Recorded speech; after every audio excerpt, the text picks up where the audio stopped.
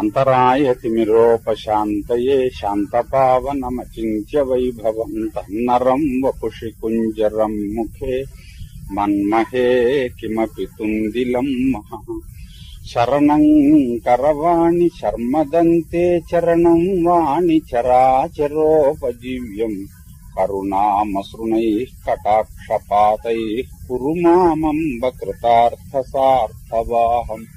గురుర్బ్రహ్మా గురుర్విష్ణుర్గురుర్దేవో మహేశ్వరః గురుః సాక్షాత్ పరం బ్రహ్మ తస్మై శ్రీ గురవే నమః. వ్యాసం వసిష్ఠనప్తారం శక్తేః పౌత్రమకల్మషం పరాశరాత్మజం వందే సుకతాదంతపోనిధిం. అచతుర్వదనో బ్రహ్మా ద్విబాహురపరో హరిః అఫాలలోచన శంభుర్భగవాన్ బాదరాయణః. వంశీ విభూషితకరన్నవనీరదాభాత్ పీతాంబరాదరుణబింబఫలాధరోష్ఠాత్ పూర్ణేందు సుందరముఖాదరవిందనేత్రాత్ కృష్ణాత్ పరం కిమపి తత్వమహం న జానే. గోష్పదీకృతవారాశిం మశకీకృతరాక్షసం రామాయణ మహామాలారత్నం వందే నీలాత్మజం.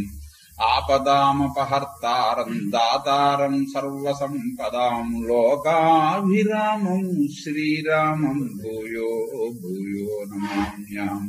పూజ్యాయ రాఘవేంద్రాయ సత్యధర్మరతాయ చ భజతాం కల్పవృక్షాయ నమతాం కామధేనవే. నారాయణం నమస్కృత్య నరం చైవ నరోత్తమం దేవీం సరస్వతీం వ్యాసం తతో జయముదీరయేత్. అసమంజసుడు అని పేరు పెట్టారు. అసమంజసు మరి అలాంటి పేరు ఎలా పెట్టుకున్నారు? అసమంజసుడు అంటే తగనివాడు అని అర్థం, సరిగ్గా ప్రవర్తించని వాడు అనే అర్థం. అసమంజసంగా ఉంది అంటే అనుచితంగా ఉంది అని అర్థం. అలాంటి వాడు పుట్టాడు. వాడికి ఒక సరదా ఉండేది. అదేంటంటే ఊళ్ళో వాళ్ళ పిల్లల్ని తీసుకుని పోయి, చంటి పిల్లల్ని, చిన్న పిల్లల్ని వాడు సరయూ నదిలో పారేసి పెట్టేవాడు ఏకంగాను. రామాయణంలో చెప్పడం అయితే వాళ్ళు అరుస్తూ ఉంటే మన భీముడు చేసినట్లుగా వాళ్ళ నీళ్లలో ముంచి ప్రాణాలు పోయేదాకా అట్టే పెట్టేవాడు అని. భీముడు ప్రాణాలు పోయేదాకా అట్టే పెట్టేవాడు కాదు, గిలగిల్లాడుతూ ఉంటే లేవనిచ్చేవాడు. వాడు ప్రాణాలు పోయేదాకా అలా ఉంచి పగపగ నవ్వివట. ఇలాంటి విపరీత మనస్తత్వంలో ఉన్న వాళ్ళని మనము చరిత్రలో కూడా చాలా మందిని చూస్తూ ఉంటాం. నెహ్రూ గారు కూడా కనిష్ఠుడా కుషాణుడా వాడెవరిని గురించో ఈ రకం స్వభావం ఉన్నది అని చెప్పాడు. ఆయనకి ఏమిటంటే ఏనుగుల్ని కొండ మీదకి తీసుకుని వెళ్లి ఎత్తయిన కొండ మీదకి 4 కాళ్లు కట్టేయించి వాటిని శిఖరం మీద నుంచి నేల మీదకి తోసి అవి దొర్లిపోతూ పాపం కుయ్యో మర్రో అని అరుస్తూ ఉంటే వాడు పక్కపక్క నవ్వుతూ నుంచుని పెట్టారు. ఆయన భారతదేశ చరిత్రలో ప్రత్యేకించి రాశాడు. ఇందిరాగాంధీ గారు ఉత్తరాలు రాసిన దాంట్లో ఆ లేఖల్లో రాశాడు. అలాంటి విపరీత మనస్తత్వం ఆ ఏనుగులు ఏమో ఉపకారం చేసాయి. ఆ బాధ చూస్తూ ఉంటే అప్పుడు అవి పెట్టే గీ పెట్టడం చూస్తే వాడికి ఆనందం అన్నమాట. అదో రకం మనస్తత్వం. సాగుబడి అవుతూ ఉంటే ఎన్ని రకాలైన మనస్తత్వాలైనా ఉంటాయి. వీడికి అలా జరిగింది. ప్రజలందరూ మహారాజు గారి దగ్గరికి వచ్చి మనవి చేశారు, మీరు నీ కుమారుడు మా బిడ్డల్ని బతకనివ్వటం లేదు అని. వెంటనే రాజు మంత్రులకు ఆజ్ఞాపించట, వీడిని దేశం నుంచి బహిష్కరించండి అని. అంతే, అలాగే అసమంజసుడిని దేశం నుంచి బహిష్కరించారు. ఇది మీ వంశంలో ఉన్నదే అంటుంది కైకేయి. పెద్ద కొడుకుని దేశం నుంచి బహిష్కరించడం అనేది మీ వంశంలో ఉంది, ఇది వరకు అసమంజసుడిని బహిష్కరించలేదు ఏమిటి అంటుంది. పైగాను ఇటువంటి పోలికి తెచ్చావు, రాముణ్ణి నువ్వు రాజ్యం నుంచి పంపించడానికి అసమంజసుడిని సగరుడు బహిష్కరించడానికి పోలికంటావా, పైపెచ్చు మా వంశంలో ఉంది అంటావా అని మిగిలిన వాళ్ళు దూషిస్తారు కైకేయిని పట్టుకుని. సరే, అలాగా అసమంజసుడు విరగడయ్యాడు. అతనికి అంశుమంతుడని ఒక కొడుకు పుట్టాడు. అతడు పెరుగుతూ ఉన్నాడు, మనవడు అన్నమాట సగరునికి. ఈ లోపల ఈయనకి అశ్వమేధ యాగం చేద్దామనిపించింది సగరునికి. అశ్వమేధ యాగం చేసి ఈ 60,000 మందిని ఆ అశ్వానికి రక్షకులుగా నియోగించాడు. వీళ్ళు కూడా పెడుతున్నారు అశ్వాన్ని తిరుగుతోని. అది నేల మీద తిరుగుతూ ఖాళీగా ఉన్న సముద్రంలోకి ప్రవహించింది. పెద్ద గొయ్యి పడుతుంది. తిరుగుతూ కొంత దూరం వెళ్ళేటప్పటికి అది అదృశ్యం అయిపోయింది. వీళ్ళకి కనపడలేదు. దేవేంద్రుడు తీసుకుపోయి కట్టేశాడు అన్నారు ఇతర గ్రంథాల్లోనూ. ఇక్కడ అక్కడికి ఎలా వెళ్ళిందో చెప్పలేదు, కానీ అశ్వం అంతర్ధానమైంది అని మాత్రం చెప్పాడు భారతంలో. ఎవరో ఎత్తుకుపోయి ఉంటారు అని వీళ్ళు తెగ వెతికి తండ్రితోటి చెప్పారు. 60,000 మంది కూడా వెళ్ళి ఎవరో అశ్వాన్ని ఎత్తుకుపోయారంటారా, వెతకండి అన్నట్టు గట్టిగా అంత వెతికాం, ఎక్కడ కనపడలేదు. సముద్రం కూడా అంత అప్పటికి నీరు లేని సముద్ర భాగం ఉంది కదా, ఆ పెద్ద గొయ్యి అంతా కూడా వెతికాము అన్నట్టు. భూమి మీద ఎక్కడా లేకపోతే తవ్వండి సముద్రాన్ని ఇంకాను అన్నట్టు ఆయన. అప్పుడు వీళ్ళు ఈశాన్య భాగంలో దాన్ని తవ్వుకుంటూ పోయేటప్పటికి ఆ భూమి తవ్వేటప్పుడు భూమిలో ఉండే రకరకములైనటువంటి ప్రాణులు బయటపడడం ప్రారంభించారు, పాములు మొదలైనటువంటి వాటిని అన్నింటినీ కూడా నిర్దాక్షిణ్యంగా వీళ్ళు సంహరించుకుంటూ పోయారు.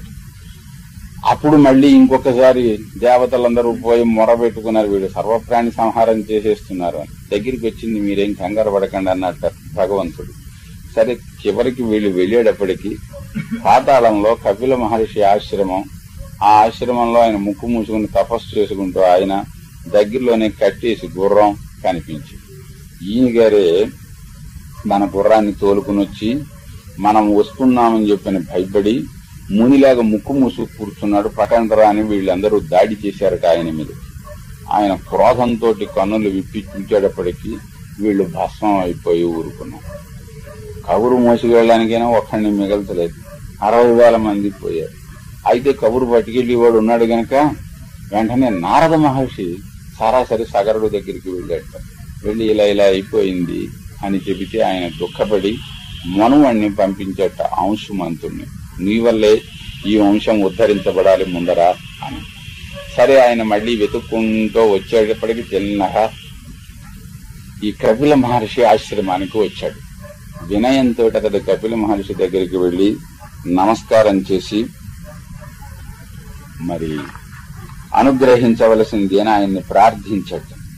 ప్రార్థిస్తే ఏం కావాలో కోరుకోమన్నట్టు ముందర ఈ అశ్వము తోటి ఆ యజ్ఞం నిర్విఘ్నంగా పరిసమాప్తి కావాలి. తర్వాత మరి మా వీళ్ళు తాతలు ఇక్కడ నశించిపోయారు గనక వాళ్ళకి అందరికీనేమో ఉత్తమ గతులు కలగాలి. ఇవేమిటో చెప్పవలసింది, దీనికి మార్గం చెప్పవలసినది అన్నట్టు.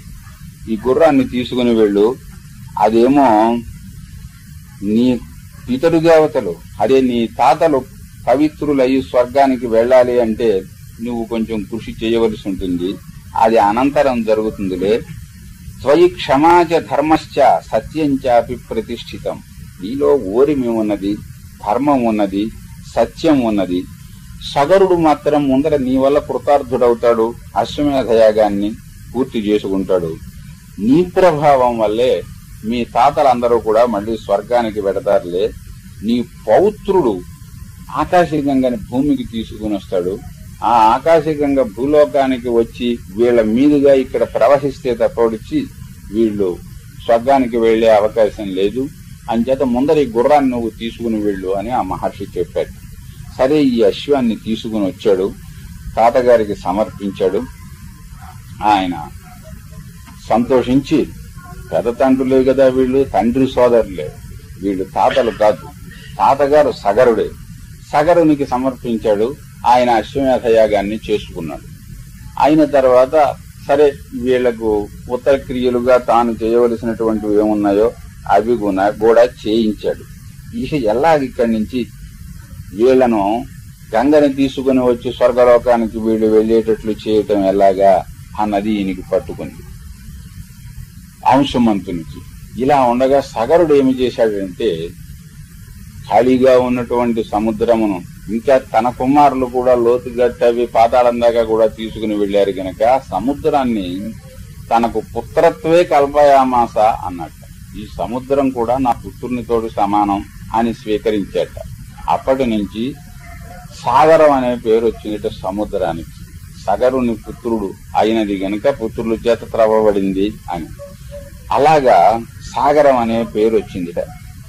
ఈయన గారు ప్రయత్నం చేశాడు గాని ఈయనకు అంశుమంతునికి గంగను తీసుకుని రావటం ఏమీ సాధ్యం కాలేదు. ఆయనకు దిలీపుడు అనేటటువంటి కుమారుడు కలిగాడు. ఆ దిలీపుని ప్రయత్నము కూడా ఏమీ ఫలించలేదు. తరువాత దిలీపునికి భగీరథుడు అనేటటువంటి కుమారుడు కలిగాడు. భగీరథుడు ఏం చేశాడంటే మిగిలిన వాళ్ళందరూ కూడా కుమారులు జన్మించి పెద్దవాళ్ళు అయ్యేదాకా ఆగి వాళ్ళకి రాజ్యం అప్పగించి తపస్సు చేసి గంగను తీసుకుని రావడానికి ప్రయత్నం చేసేవాడు. అంతదాకా ఉంటే జీవితకాలం సరిపోవటం లేదు వాళ్ళు సిద్ధి పొందడానికి. అందువల్ల మనం ముందుగానే ఈ ప్రయత్నం చేయాలి అని మంత్రులకు రాజ్యాన్ని అప్పగించి భగీరథుడు తపస్సు చేయడం ప్రారంభించాడు. రాజ్యం సచివేన్యస్య మంత్రులకు అప్పగించి ఆయన హిమవత్ పర్వత పార్శ్వానికి వెళ్లి అక్కడ తపస్సు చేయటం ప్రారంభించాడు. ఎన్నాళ్లు చూశాడు పాపం? సంవత్సర సహస్రే, 1000 సంవత్సరాల తపస్సు చేసేట, ఒకరోజు కాదు. పైగా దివ్య సంవత్సరములు చేసేట, దేవమానం ప్రకారం 1000 సంవత్సరములు తపస్సు చేసేట. అప్పుడు గంగ ప్రత్యక్షమైంది ఆయనకి. కనుకనే నిడుద పెన్నిరిగుంపు జడగట్ట సగరు ముమ్మను మండు తపము కైకొనిన చోటు ప్రవరుడు దర్శించాడు అని పెద్దన్న గారు వర్ణిస్తారు. నిడుద పెన్నెరుగుంపు జడగట్ట, ఆయనకి బాధ వేసింది అన్నాడు. జుట్టుములు చాలా పొడుగ్గా ఉండేవి, భగీరథుడు జుట్టు చాలా పొడుగ్గా కూడా ఉండేదిట. అదంతా ఒకటే జడగా అయిపోయిందిట. అలాగ తపస్సు చేశాడు అని ఆ ప్రదేశాన్ని చూశాడు ప్రవరుడు వెళ్లి అని చెప్తాడు. అలాగ 1000 దివ్య సంవత్సరములు ఆయన తపస్సు చేస్తే గంగ ప్రత్యక్షం అయితే, అమ్మా నువ్వు వచ్చి మరి మా వాళ్లను ఉద్ధరించాలి అన్నాడప్పటికీ నాకేం అభ్యంతరం లేదు, నీ తపస్సుకు సంతోషించాను, వస్తాను గాని నేను భూమికి ఇలా దిగాను అంటే ఆ భూమి ఆగలేదు. నన్ను ఎవరైనా ధరించి నా ప్రవాహ వేగాన్ని భూమి ఓర్చుకునే విధంగా భూమికి పంపగలిగిన వాళ్ళు ఉంటే చూడు, ఆ పంపగలిగేవాడు మహేశ్వరుడు తప్ప విడిచి లేడు. అందువల్ల ఆయన్ని సంతోషపరిచి ఆయన ఆ పని చేసేటట్లుగా చెయ్యి. సంతోషయ మహాబాహో తపసా వరదం హరం. ఆయన హరుడు, పాపహరుడు, భక్తిహరుడు, వరదుడు, వరములు ఇచ్చేటటువంటి వాడు. అంచేత నువ్వు సంతోషపెట్టడానికి ప్రయత్నం చేస్తే ఆయన సంతోషించి ఈ వరం ఇస్తాడు అని గంగ చెబితే అలాగే అని మళ్లీ పాపం ఈయన. అందుకే భగీరథ ప్రయత్నం అనే మాట మనకు స్థిరపడిపోయింది. స్వస్తి ప్రజాభ్య పరిపాలయంతాం న్యాయేన మార్గేణ మహీం మహిషా. గోబ్రాహ్మణేభ్య శోమస్తు నిత్యం లోకాః సమస్తాః సుఖినో భవంతు.